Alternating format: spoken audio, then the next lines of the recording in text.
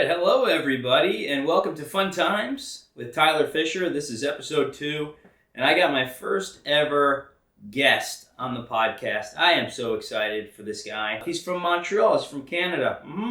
It's like Canada's losing its goddamn mind. He's a philosophizer. He's a lawyer. He's a content creator. I mean, he's absolutely blowing up. He's already blown up, frankly. He's already blown up. He's blown. He's already been blown as far as I'm concerned. So many people are blowing this guy.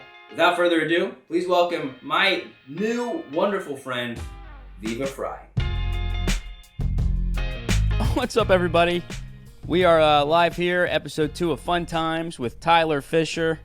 And this is my very first guest of the show. And, it wasn't easy to pick a first guest. We had a lot of options, but this guy was available out of all the options. Because he just lives in this little room here. And please welcome Viva Frei or Frei. There's so many ways to say it, frankly. So which way do you like to say it, Viva? It is Frei phonetically because it's half of my last name, which is Freiheit. Viva Frei. Freiheit. Okay. Yep. Freiheit, which means freedom, verbatim in German. Freiheit or no height. That is I am the shortest Freiheit in the history of Freiheits. But yes, it means Freiheit in German means frei is free, Heit is the state of being, and so like you have Fahrenheit, which is the state of warmth, and then you have Gesundheit, which I don't know how that works anyhow. But Fahrenheit means the state of warmth. Freiheit is the state of being free. Wow. It's a good name. I mean, that sums you up right there. And then real quick, I'm going to shout out to John, our producer. So this is a new show. The Tyler Fischer Show is a solo show that I did while having a mental breakdown during the pandemic. First of all, we just met in person in Las Vegas, out of all places. And I'd love to know how the rest of your trip was. We met at a casino. I was performing at the Comedy Cellar, and you happened to be there. So that's probably the last place I thought. Oh, it is pretty pixelated there. You're right. That's probably the last place I thought that we would meet. But alas, we met in a smoky casino. You and your wife. My wife was commenting on the smoke. She can't stand the smoke in the casinos. But for me, it's like it's not Vegas, and it's not a Vegas casino unless you can smell smoke. It is kind of nauseating. Like when I go for jogs every day, and then I jog through the casino to get outside, and I already feel like stinky and smoky. We met in Vegas. It was super cool because we know each other as well as any strangers could know each other without having met each other because of it wasn't a marathon interview, but dude, we got into your childhood and your upbringing to understand you. I felt like we knew each other already, which we kind of did. I think part of the reason I had to start my podcast again was just to kind of clear up all that stuff that you and I had talked about. Because I don't know. I think you have to either do podcasts all the time or not do them at all, because it's so rare to have this type of space to talk, where that you just dump it all out. It was. I hope you didn't regret actually being so honest and exploring your life. No, long format discussion is the. I say the wave of the future, it's the wave of the past. Long format discussion is the way human intercourse, human interactions were supposed to be done. I have short format intercourse. Yeah, 3 minutes is how it's supposed to be. Yeah. There's that's what I realized after I did it, was like, oh man, I need to be interacting with people for longer than a couple of minutes. I have these little kind of superficial interactions. By the way, just real quick, let's say hypothetically this does not work properly during the live stream. Could I go back and fix the video if we're recording this? Well, that's what's funny is this. We were held up for weeks because of my internet. I just had them come put in a new box, and apparently it doesn't really work. You know what you might want to. I mean, we could talk about this afterwards, but forever I was having interference with my internet here. And it was because we have a security system which runs cameras that are on, CCTV? It's on its own hub. And for the longest time, my internet was actually going through the hub that goes to the security cameras, and not through the main box thing. So it was actually slower, and that explained why it was slower than what I was supposed to have, like 5G or AT&T, whatever it is. So maybe you want to look into that. These are problems we shouldn't be having at this point in time. Do you think we've peaked as a civilization and now we're just going backwards and we're rubbing sticks together? That's what this feels like. The amount of wires in this room to set this up. Tyler, you make the joke. Like, I genuinely believe that systems have gotten too big to function anymore. Like, I had my rage-inducing problem with Verizon. I had another rage-inducing problem with Rogers. Like, Rogers is the Canadian cell carrier. Like, the machines have gotten so big, they're becoming dysfunctional, because at the end of the day, the machine you could have 100,000 employees. The company's only going to be as strong as its weakest employee. And so you get Verizon. It's a machine that's beyond its control now, and it just starts falling apart. All of these big companies, the what is it called? Customer service is just crumbling because they've gotten too big to accommodate their reach. Okay. Do you think that's fixable? Do you think it's fixable by having one strong leader? Just go, this is what we're doing. I mean, great segue into the Bud Light situation, which is unavoidable at this point. How much have you talked about it already? Did you just do a 5-hour stream on it? I've been talking about it's the Dylan Mulvaney more so than the Bud Light. These companies are opportunistic. They are basically they're scavengers, and if they can't find a corpse, they're gonna kill somebody to scavenge the corpse. They don't care. They'll do these opportunistic gag type exploitive partnerships. Nothing new for the companies. It's the Dylan Mulvaney thing that I've been talking about for a while in the broader context. Okay. Can we dive in? Can we like slowly just kind of unravel all the layers to this? Because again, you just see a quick little clip online, or like screw Dylan Mulvaney or screw Bud Light, but it's actually a really fascinating moment in time. I think it's like the perfect example of how the ideology and the big corporations and the kind of divide with this country politically, and I think we kind of lucked out with this. This is nothing new. It's a sign of the times, but like this type of stuff has been happening forever. Like, that by the time corporations co-opt a movement, it's reached its peak, and it's gone from, it starts off as, I'd say fringe, but not necessarily in a negative way, but it starts off as grassroots. It becomes a movement. And then once it gets co-opted by big corporations, that's when it gets corrupted. The big corporations have always jumped on the bandwagon of not virtue signaling type things, but back in the day, they jumped on the bandwagon of causes. And then it turned into like Black Pride Month. Black History Month, not Black. You just did a Biden. Sorry, Black History Month.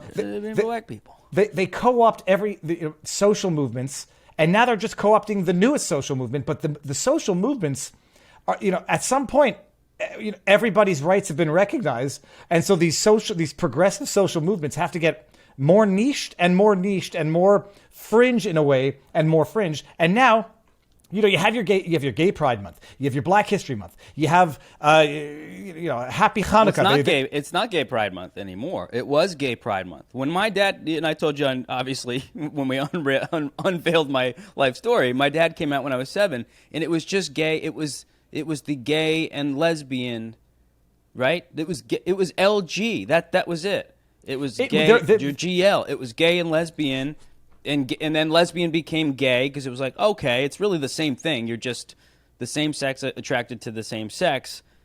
Then bisexuals were added on, which who feels bad for bisexual? They get to fuck everybody? Is that when did that become? And jackpot, when did bisexual? By the way?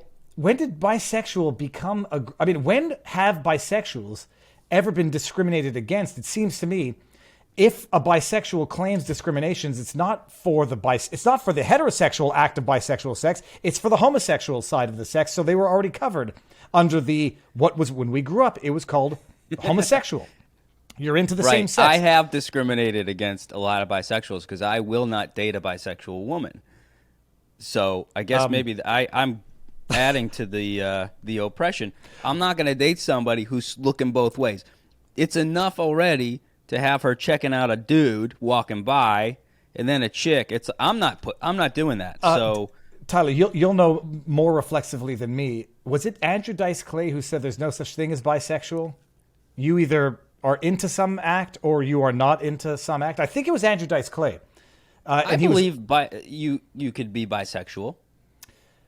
I think it's just on a spectrum. Like I could see a guy and go, he's attractive, and then you could see how that someone might go, he's attractive, and I'd like to hold hands with him, and then, Well, I say this as a heterosexual who, with nothing against homosexual activity whatsoever. It's as much of a preference, an innate preference as anything. I cannot understand how someone can say I could either go with the vagina or the penis when they are radically and fundamentally different. And I would say anybody who says they can go both ways nonetheless has a preference one way or the other. And I would venture to say the preference is along the same sex line as opposed to the hetero line. But no, it would be weird to me. Like, I look at Brad Pitt and I say he's a wildly beautiful human being, like back in the day. Or even Ed Norton, for that, I'm thinking Fight Club. I say I acknowledge he is a beautiful specimen of a man, and yet I don't have the slightest sexual attraction to him. So I can't understand how anybody could go both ways or even deviate one way. But that's just innate. I think it's hardwired. Sure, I mean, I can't eat oysters. I'm absolutely repulsed by oysters. Yet I see people slurping them down. That's just some kind of, I don't know, genetic thing you're born with.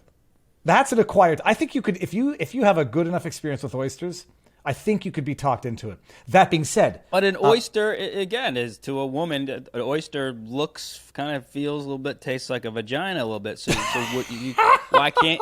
Do you know what I mean? You're just eating an oyster, you're just not swallowing it. It's like, all right, I could learn to put my mouth on an oyster and be okay with it. So it's the same. It's the same situation with a woman. It's very funny. Like people say, it's like, well, yeah, eating an oyster is like eating a vagina. Like is I've eaten lots of hot dogs. I mean I don't think that analogy goes both ways, but I don't believe in that analogy. Well, if you sucked on a hot dog, yeah, that would be the same thing. We're talking about just not swallowing it. I've eaten oysters. The thought going through my head is not, my goodness, this looks like that's not my thought. My thought is I'm going to get food poisoning, and my mother is going to say, I told you not to eat oysters. They're not kosher. You shouldn't be doing it. Growing up, Tyler, as a Jewish kid to a wildly neurotic mother, I was thinking about this the other day. You grew out of that, though, right? You're not Jewish anymore. I'm not quite as neurotic.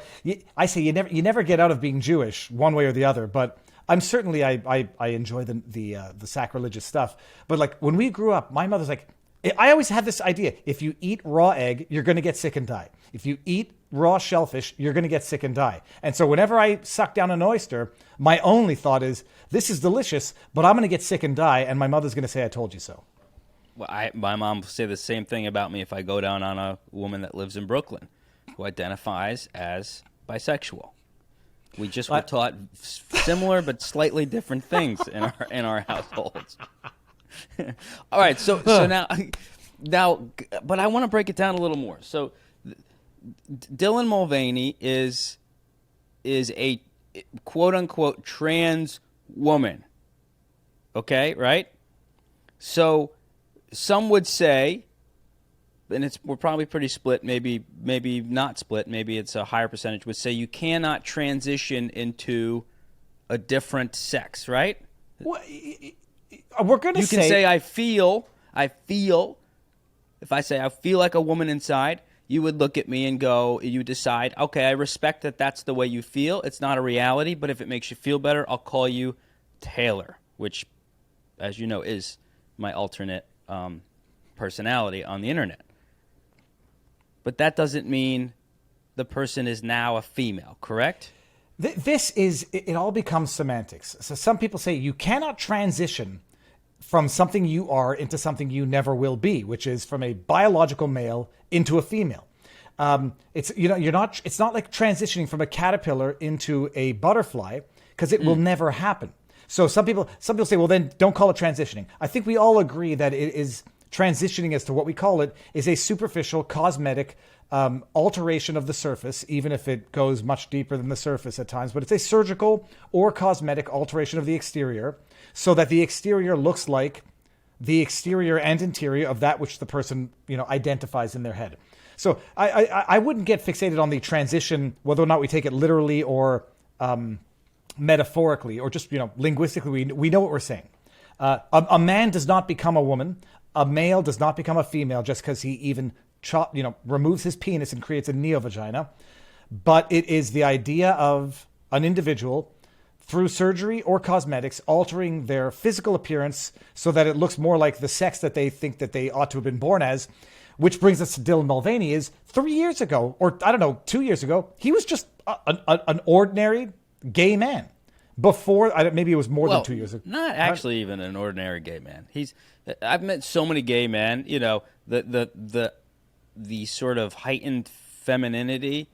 I'm not even sure that's again. This is another conversation. But anyways, a very feminine musical theater gay guy. He was a performer. He was a performer, and it seems that this is. Whether or not he believes it, you can't also determine if it's a grift. I don't like the word grift because people throw it around, but whether or not it's a shtick, it's a gag, whether or not he says, holy crap, I can make a lot of money off of this, or whether or not he's actually convinced himself. He might not even know.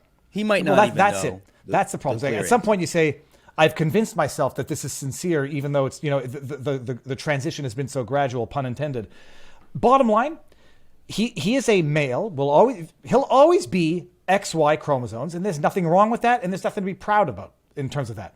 He now thinks he's transitioning. I don't know what he's doing surgically, hormonally, or whatever, but he has started his. He looks like an ex-girlfriend of mine, though. I got to say that, and it's very confusing to me. And I mean, cosmetically, he looks more like my ex before he got all the surgery. So that's what freaks me out, because I'm going, wait a minute, I was in love with a woman that looks so much like him in his male form when he was wearing the dresses and the long hair. So this is a whole other slew of things I gotta hash out in therapy, or I'll come back on your podcast. I was just about to say. Now I know. Look, we're gonna delve down there. That's the line from "There's Something About Mary." But no, the amazing thing is he started the I guess it's been over a year. Day one of girlhood, and yeah. I'm convinced that it started off as a TikTok gag, and then it caught so much traction that at some point I kind of think, and maybe I'm wrong, and maybe I'm right. You remember Mark Sargent, Ahead of the Curve, the flat earther? He was the guy who was in the Netflix series. I'm convinced that some people get on these bandwagons where they start off as a gag, or they start off as an exploration in philosophy, psychology. Like your podcast and my comedy. It just started off with us trying something, and we just kept getting the feedback, and now we're doing it full time. True, but I would say this might be in the non-constructive way, where the individual either says either they convince themselves that they're sincere, or they get too far down and they've amassed too much of a following to actually say, it was sort of a gag, it's been taken too far now. The flat earth guy, I'm convinced, does not genuinely believe in the flat earth, but either A, it's become a career, or B, he cannot now piss off the people who have been following him for that type of argument, philosophy, advice. Dylan, I'm sure it started off as a TikTok gag, then it became very popular, then people started taking it seriously, and then he can't back out of it. That's what I bet happened here. That's how I feel with my comedy career. I was like, I was failing out of high school. I took this improv class. I got laughs, and now look at me. I feel like I need to tell people, hey, it was just a gag. Well, yeah, but I'm not funny. First of all, you are funny. Gosh darn it, and you're insightful, and that's what makes you a good comic. And you have a bit of anger, or not a bit of anger, but a bit of resentment, which I think. What the fuck did you just say to me? No, I say a bit of cut the stream. It translates well into insightful observations, but I'm convinced whatever this started as, I don't think when Dylan Mulvaney started day one of girlhood, he expected ever to be taken so seriously that Biden would be inviting him to the White House to lecture on girlhood, and you'd get him. That's the bigger conversation. I actually kind of like Dylan Mulvaney, and people would probably think that I'm lying, but I actually feel the most comfortable around incredibly feminized men because that's what I grew up in. I actually feel comfortable around super feminized gay men because that's who raised me half the time. So I'm beyond comfortable with the way Dylan acts and is also a theater performer, which is what I started in. And look, when the cameras are off during the day, I dance around like in my underwear, as silly as he does, or she, whatever. And so I actually relate a lot to Dylan. My fascination, and when people see that I make these videos kind of doing a parody, this is what's kind of fun about comedy, or any type of creative art. You never know what the motivation is. And I don't like to talk too much about what motivates videos or jokes or ideas because you can go down a rabbit hole and it's a big waste of time. However, the reason I started doing the videos wasn't actually to make fun of Dylan. It was to show that if I did the same thing, TikTok would remove my videos. That was the whole purpose. And so for me, it was more of a social commentary, not a poke or a jab at Dylan, but more of a, hey, this is not good. We are not living in an actual creatively free or a free speech society. If I'm doing the same exact thing and TikTok and Instagram and Facebook are elevating his videos, which they absolutely are. No question about it. Credit where credit's due. The first one was funny. Hey, it's first day of being a girl. I have my period. I'm eating all this food and stuff. That was just as funny as some of the videos I make, However, the fact that he is so elevated and to almost like a sexualized, celebratory, pedestal, that's what I have an issue with. And that's not his fault. That's big tech and politicians and media. It's the corrupt co-opting of what started off as either organic movements or the deliberate corruption of something that would be innocuous on its own. I am thoroughly convinced, and it's not even an original thought, but I'm thoroughly convinced that this is by design of the TikTok app. I mean, the rumors have it that what Chinese kids get access to in China on the TikTok app is actually educational and not this. Yeah, I don't think that's socially. A rumor. I think that's a fact. It also shuts off, I think, at 10 or 11 p.m. I have to be very careful to always parse my words in case someone says Viva spread misinformation. But yes, that's my understanding as well. And what they're doing, to me, it's no question that they are deliberately trying to drive hysteria in Western society through the promotion of these types of genres of content. There's no question Dylan's content is elevated, prioritized, and it's the ultimate irony that it's not about the content. It's about what people attribute to the intention behind the content. The guy who entered that weightlifting competition in Canada and beat the record of the trans, the other biological male who identifies as a woman's previous records, and then that trans athlete says it's not fair. This guy's not a sincere trans. I mean, you have to see this. Wow! If you don't know this lawyer named Nate Brody, Nate the lawyer on YouTube, did a video that got like 6 million views just explaining the situation. Wow. But how recent was this? I missed it. It was so recent, and Nate's like, dude, this happened in Canada. Why did you come? So I didn't hear about it, but it was a guy. He jokingly, because the rules allow it, identified as a woman, broke the record of the previous trans woman, biological male who only recently. I don't even know what stage of transition the person was at. And the other athlete says, it's not fair. He's not a sincere trans. And so you go out and you do the same thing. You'll be a sinner because it's not authentic, but Dylan Mulvaney will be a hero celebrating girlhood because he is serious in what would otherwise, as just a matter of fact, be equally biologically impossible statements to make. So the real thing to hone in on is where's the limit? When does society say, okay, we're just playing along because they feel better, or no, we really believe it's a female? And I always think about, I have some. We're the same height, by the way, and there's some fake news out there because you put the picture where you were closer, and I know you're a lawyer, so you had all that smoke and mirrors going on.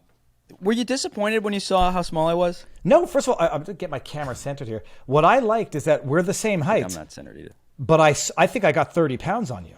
How much do you weigh, Tyler?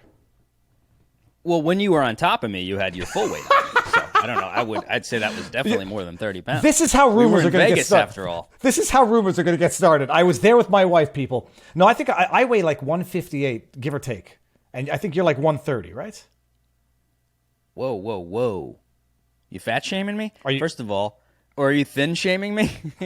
See, we never get mad about being like shamed for being small. No, because I remember I'm actually like 120, maybe 125. And my weight has not fluctuated probably since high school. In fact, I was jacked in high school. Well, that's what I was going to say. 120 in high school, at grade 7, 8, is great, and you would have been a great wrestler because that weight category, people grow out of real quick. But no sense. We're about the same height. But hold on, Tyler, what was the question before the height question? The question. Oh, well, I was just pointing out that I have some sort of maybe body dysmorphia, like similar to gender dysphoria, rather. I think I have some sort of body dysphoria where I actually think I'm bigger. And so now it's not so extreme to the point where I'm wearing really long, large clothes. Well, I am, because that's all I can fit in. I'm riddled in kids' stuff right here. But I really suffered with this growing up because I would see that my friend, who was the quarterback, and I was like, I think that's me. But he was like 9 inches taller and jacked, and it really, really fucked with me. And so I would get my ass kicked all the time because I thought I was big. And then I started working out so much I actually hurt myself. So it was actually it was similar to these kids that are probably taking hormone pills and injuring themselves. I mean, I've done irreversible damage to my body from benching. I was benching like 150 pounds, and I weighed 120. I was benching like 215, but I weighed 150 since high school. No, but Tyler, that was the question. Wait, but you don't measure in pounds, though. You measure in ounces, right? No, I measure. I always went with pounds. 215 ounces? No, 215 pounds. That would be like 102.2. 100 kilograms. I will not say I was jacked, but I was stronger than my years back in high school. No, the question you would ask is where does it end and what's the limit? And this is why the whole controversy is manufactured, because nobody. Because you wouldn't believe me if I said, hey, I feel 6'5", so when I walk into a room, Viva, I want you to look up and just pretend I'm up there, right? There's no difference. There is no difference than that. You would go, bro, get some help, man. Get some help.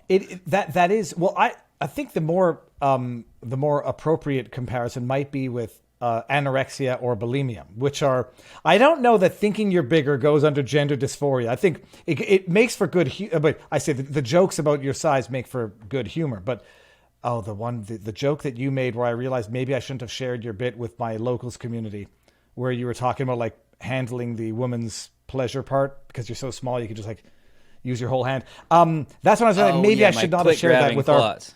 Yeah. So I shared that with our locals community is conservative, not humorless, but I thought maybe that might have been a little too. Wait, what? No, you shared it in what fashion? I shared your whole bit in our locals community. I shared the link to YouTube, and I shared it in the first 8 minutes when it was still relatively clean, and then I'm watching it after I shared. I was like, I might have to go and. It was funny, but not everybody has my type of sense of humor. Yeah, well, it's a joke about sex, about being a small guy, being self-conscious, and losing out to tall men left and right. So that joke actually comes from a lot of pain. And well, that much I could tell. I mean, and I'm not saying that to be funny. Like it's. And by the way, that joke is like 5 minutes longer now because I'm working the Comedy Cellar so much. I'm adding to it every night, and I'm bringing tall people on stage. And I'm, lifting their hands up and, really just I'm attacking tall people, but it feels so good. But hold on. No, so the tallness, I'm not sure that would be the gender dysphoria. That would be the good comparison. It would be more like bulimia, anorexia. Back in you remember the era of cutting used to be when if you think you're skinny, what's the difference between thinking you're tall? Well, and that's it. And if you think you're too skinny to the point where it's going to affect your menstrual cycle or other stuff, doctors don't affirm your dysphoria about your physique. They actually try to help you. Right. And you didn't have legislation. In Canada, by the way, they now passed a law that makes it illegal, conversion therapy. To try to convert somebody out of their diagnosed DSM-5 gender dysphoria, that's illegal. But to try to convert a cis and somebody that they are actually bi, trans, or whatever, that is permissible. It's been co-opted by government and co-opted by big, companies, corporations, and when they co-opt it, it's for money and it's for power, and people don't understand that. Do you think part of it though is, and your guy up there, Jordan Peterson, I've heard him talk about the root of this being an overcompensation for not being nearly supportive enough. Well, I should say more like this, not being nearly supportive enough of the homosexual community.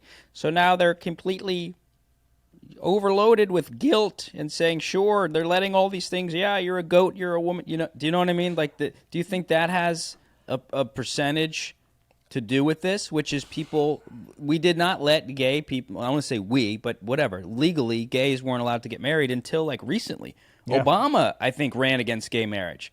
So there's this massive guilt trip going on where now they're like, and this is why I hate the word community, and I know we use it on locals, but everyone has their community. But I hate community in the sense of the LGBTQIA plus community, because now they're all globbed into one. So they're going, oh, well, this now you're related to the struggles with the gays and lesbians, but it's all separate. Well, and I think that's such a disgusting, stupid thing to do. Well, they're not just separate, but some are co-opting the others. First of all, your Jordan Peterson impression is the best thing of all time, and the way you get your voice to crack a little bit, it's amazing. Do I think this comes from the public having not supported the gay? No. Is it overcompensation for having waited too long to acknowledge, recognize, and legislate gay marriage? No, I think it's the anchorless, principleless progression of progressivism, where gays and lesbians now have their rights. What do we go on to now? Let's find a more niche category of oppressed communities, and then let's go and make that. But they can glob on and reference what happened with gays, though. I think it's still woven in a little bit, just like the Black Lives Matter was an overcompensation for these horrible things that happened that they exploited because none of us were alive, but now we're all paying the price for it. Possibly, but I tell you this. I mean, okay, so you're homophobic. That's fine. I should just ask if you're homophobic. I should just been more direct. I think because what actually is going to happen now, and we're seeing it, is that the gay and lesbian community are saying stop, co-opting your movement with ours and cutting us out and actually cutting us down. I interviewed I'm going to get the country wrong. It was either Denmark or Finland. You interviewed Denmark? No, there's a lesbian artist out of Denmark, Finland, or Sweden. The chat might know. I forget her name. She's a famous artist, not elderly, a 50-some-odd-year-old lesbian woman married who refuses to acknowledge the transgender idea. And she went on Facebook and made a statement, which in the country of her origin, which I just totally forget, it's one of the Scandinavian countries, could get her arrested. And she's being investigated. I had her on, and she's like, I'm a lesbian woman who fought for lesbian rights, and now I'm being called a TERF because I don't think that a man can say he identifies as a woman and transition into a woman. It's a sexual fetish. Fine. I don't have to be brought into the sexual fetish by being compelled to refer to him as a her. And she's on the verge of getting canceled in the most peacefully civil, offensive of ways. And so I think a lot of the gay lesbian community are now saying, screw off. Even lesbian women did not fight for lesbian rights so that their rights as a woman could get trampled by a biological male who says, ignore reality and it's ma'am. And I want to compete in your sports. So they've co-opted it right now to a certain point where I think it's pissed off the actual gays and lesbians who are going to say, take out the LG, and if you want to go promote your stuff, fine, leave us alone and don't drag us in with it, because people are then going to say, we told you it was a slippery slope. Starts with gay rights and then it goes to gender-affirming care for children. So I think they're getting pissed off with where it's going, and we're seeing a bit more of that daily now. Right. But the gay and this is my thing. The whole thing is there is no gay and lesbian community. I think that's the big. I think Do you know what I mean? Like there's no group, there's no community center where they're all meeting. It's one little part of that makes up 1,000 point pieces of their personality and of their self. So I think that's where it gets so complicated, because we'll go, well, the trans community thinks this and the gay, but it's like, no, they all have radically different views on things, just like comedians do. It would be like saying, well, the comedy community is standing up for Bill Cosby. I'd be like, what are you talking about? Maybe two people are, but I have nothing in common with most comedians aside from we get on the stage and tell jokes. Off stage, I have nothing to say to most of them. It is an interesting distinction where, you're saying community becomes orthodoxy or becomes used interchangeably with orthodoxy. It was the same thing. Like once upon a time, there was a law tube community. And then, okay, fine, everyone gets along until they don't get along anymore. Then everybody's politics within the community start to, bump heads with everybody else. And then the community falls apart. And then elements of the community get radicalized. And even within the black community in the States, you then still have different groups within what people colloquially refer to as the black community, which have radically different perspectives on things like reparations out of California, racism, police violence, and all this stuff. You're right. People use the term community. Wouldn't it be more helpful to just say some gay people rather than... Yeah, because it would be... We would never say the white community, right? The white community feels like, we want to lower taxes. Everybody would go, what the fuck are you talking about? It would be more accurate, but it would be less along the political objective.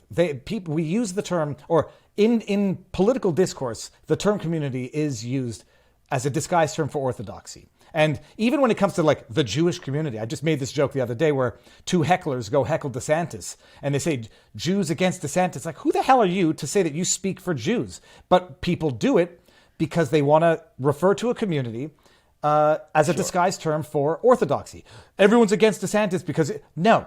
And I think, that's it. They use the term, but it is really more for political manipulation than for accurate description of an identifiable group of people. Because they all have different interests, they all have different perspectives, and some don't like getting lumped together with the other. Aren't we playing into the ideology thing of this is the hierarchy of their characteristics? That's a black person and then everything else, and gay person and everything else.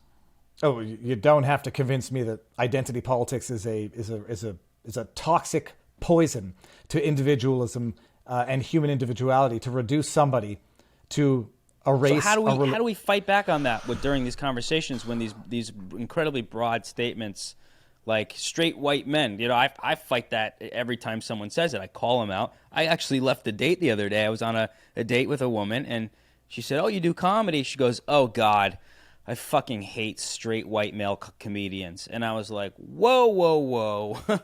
Hold the phone. I could not imagine this. I'm going to smash this camera. This was a first date. And I said, sorry, can you clarify that? She's like, well, they all, they all just talk about this and this and this. And I said, well, first of all, you're making an incredible, generalization here. You've never seen my stuff. Now you're insulting my race, which that shouldn't be coming up at all, because now I'm defending this thing that I don't even identify as, or certainly that I don't put, on the top of my identity. And I said, what's your ethnicity? She said, I think I'm Russian. I was adopted. And I'm going to ask the question, Tyler, that's going to get me into trouble. Did she say she's Jewish? No, because this is where I have the issue. Like cis white males. Like, all right, I'm a cis white male. First of all, the term cis is derogatory. I loathe the term. We have to stop using it. I use it as a joke. No, I know, and I'm using it to highlight the point. It's like someone says cis white male. It's like, okay, well, how do you know? Like, you call someone. I'm going to say it. It's the N word of white people. Is it as bad as the N word? No, not nearly as bad. But if there was a word to mimic the N word for black people, cis straight white male. People always have this cutting sort of way of saying it. No one's ever said anything positive. Oh, I meant the cis white male. He did charity work for nuns who lost their legs in Vietnam. Well, first of all, you should have no one has ever said a positive thing after that. I'm sick of that term. I loathe it as well, but this might be good for a bit, but like I would have said, what did you just say? How do you know? And by the way, ma'am, you just made it into a bit. And now in my cis white male comedy, you're gonna be when you hear it, you're gonna know I'm talking about you. I'm sorry. Can you hold your cis white tone for 1 second while I plug my computer in? Yeah, absolutely. Sorry, just do a little dance or something. I hate to leave you there. I know rude thing to do there. Oh, so Tyler did start a locals community, right? This is what I like. Tyler is a man who follows good advice when he gets it. I told Tyler, get on locals. Hold on, I'm going to start stripping. Did you solve racism while I was? Well, I was going to get you some tips on locals by stripping, but I'm not going to do that. You started the locals community. Good for you, Tyler. 1, 2. Now, what was John? I think we could hear you there. Oh yeah. No, we could go in a couple more minutes. All right. Now, what we were saying, the cis male, reducing people to ethnicity. It's the ultimate denial of individualism, and not to say like individuals are snowflakes. It is to reduce someone to a skin color, to a race, to a religion, purely for political profit. There is nothing more you can do to undermine human individualism when it comes to addressing issues that affect swaths of people. It can be relevant at that point. Like knowing someone is black or Jewish could be very relevant in terms of identifying sickle cell anemia or certain diseases that certain groups tend to suffer from more than others. When it comes down to reducing an individual to presumptive ideology, it's the most. Oh, by the way, there's actually a black female sickle cell flag that just came out. I just want to make sure we. Are you being serious right now, or is this stand up? No, I'm just kidding. Okay, we live in a world, Tyler, that could be true. Who the hell knows? It could be true. Yeah. Sorry. Go ahead. No, so it is the. If I are on a date and someone says a cis white man, all right, well that's it. I mean, it was so hurtful. It was so hurtful. Well, I mean, it is reflective of what you know that she's probably. It implies so much more of what you know that she's thinking and generalizations she has by inclusion and exclusion. How do we solve it, Tyler? I refuse to view people as reductions of identity, race, religion, creed. I don't even care if someone identifies as the opposite sex. It's none of my business in the best possible way.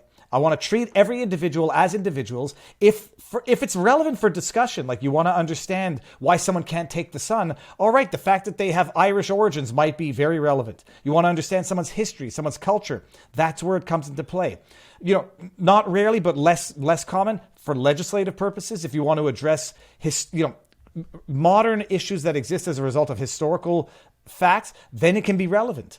But the big but to that is, you want to take the history and then use the injustices of history to create present day and future injustices. Well, then it might be relevant for the discussion, but it won't be determinate for the policy. Well, we're now using those exact things that you don't want to use at all towards people. We're certainly allowing it in society to weaponize those against white people, and the hierarchy really goes whites, and then if you're a white male, and then you're a straight white male. That is the way to describe that has been completely weaponized. I don't know where this is going, but I see very little pushback on it where you can just go, oh, this fucking white guy. I mean, imagine doing that for any other race. You'd be done. It would be white Christians. And who was it where, we always said, replace the word white or Christian with black or another religion, and if it won't fly, what was it that Vogue wrote? Dear white people, like actual things. The pushback you get on. There's nothing that makes my skin crawl. I had a friend from college post on Instagram, well, dear white people. Like that guy. I wrote that guy off in a second, and I made a whole video series based on it because it fucking pissed me off. It's delusional that anybody thinks that they can get away with that. The pushback is they say, oh, white people are not. Now you're not used to it. It's not your turn. How about just don't view things. It used to be called racism, and it's not racism. Despite changing the term of racism, racism is prejudice with power. So it's not. It can't be racism if it's a minority directed at the white man in power, as though that's even the case anymore. But the thing is this: it's always been this way, Tyler. I mean, I have a good enough memory when I was a kid. And my dad used to make jokes like, oh, the commercials, the sitcoms, it's always the white dad. That's the buffoon. The woman's always smart and yada, yada. And, but then going back, it was always the black guy that got killed first in the horror movies. And people say, that's institutionalized racism. There were stereotypes or at least trends that have existed for a long time. They've just been jacked up on steroids now, where it went from being... Who's worse in that? Who's worse off in that situation? The black guy that gets killed or the white guy who's portrayed as a serial killer? It's not great on our end either. Well, no one talks about that. I'll say this: they're the sociopathic murderers and rapists. If we do go by statistics, I don't know what the statistics are, but I do think... Well, statistically, the majority of serial killers are going to be white anyhow, just because the majority of population is white. Sure. But no, the whole joke was... Which I would kill for a role as a rapist, serial killer, homophobe, transphobe at this point.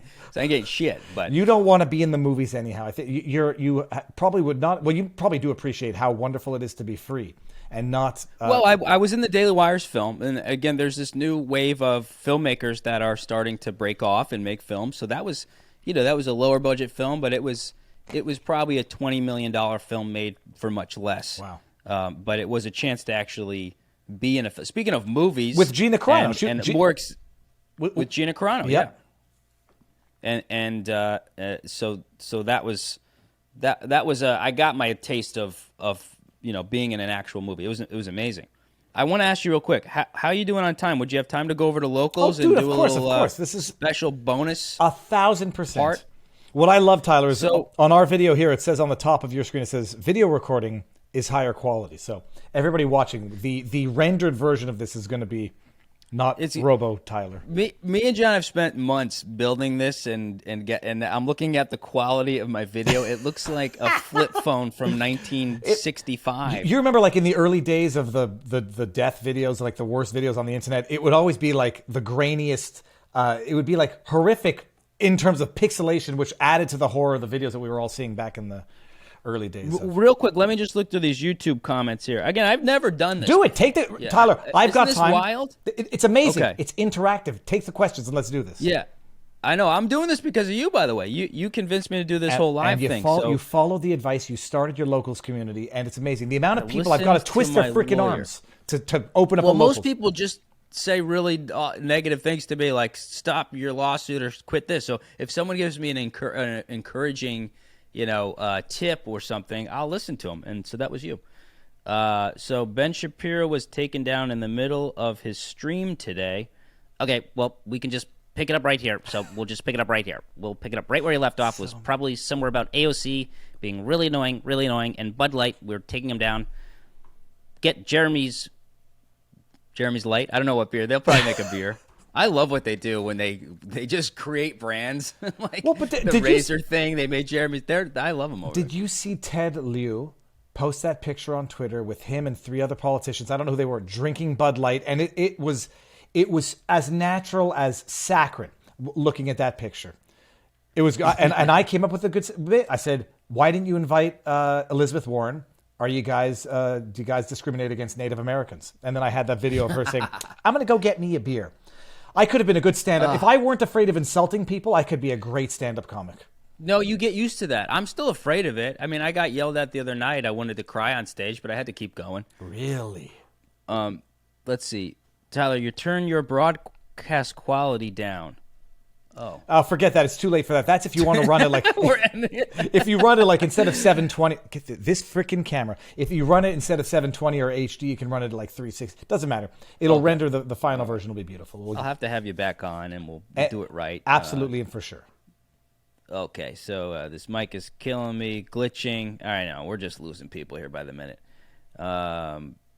He is not a hero in any shape or form. Now, I don't know what context. That is probably Dylan Mulvaney. That might be Dylan Mulvaney. Okay. Tyler, the other thing you get good at is when you're reading the comments, and some of them have been there for a series of time. You get good at contextualizing when they probably popped up. Okay. Do you ever tour in the UK? I'm going to try to do a tour in the UK. I'm going to be hanging out with the trigonometry guys this week. They're in town, and they'll try to set me up with a tour. Turn up your mic, man. I don't know if that's me or you. That's too late either way. Either way. All right. So, anyways, all right. So that's we'll get better at this, and we will move over to. Oh, hold on a second. Before you do that, go to Rumble for 1 second. Let me see here. Tyler River. Oh, Rumble too. Yeah, yeah. Thank you Get so some much. of these chats on Rumble. I here had we the go. window up here. Okay, there it is. I scrolled it down to the bottom. Feel free to read some of them if you see them. I'm looking right. Okay, here we go. Just joined. Viva, please stream on your channel. Right. Oh, that's Kenzie67. I know that. Tyler, you want to? Would you mind? We can co-stream on both of our respective channels. Sure. Yeah. Absolutely. Thank you so much for watching, and you can head right over to Locals to see the rest of this episode. Please subscribe to my YouTube page. Hit that notification bell. Drop a comment. Let me know what guests you'd like to see on the show, and if you want to tell me what topics you want, or ask questions of the guests, you can join my Locals page, tylerfisher.com/local. Thanks for joining, and I'll see you next week for episode 3.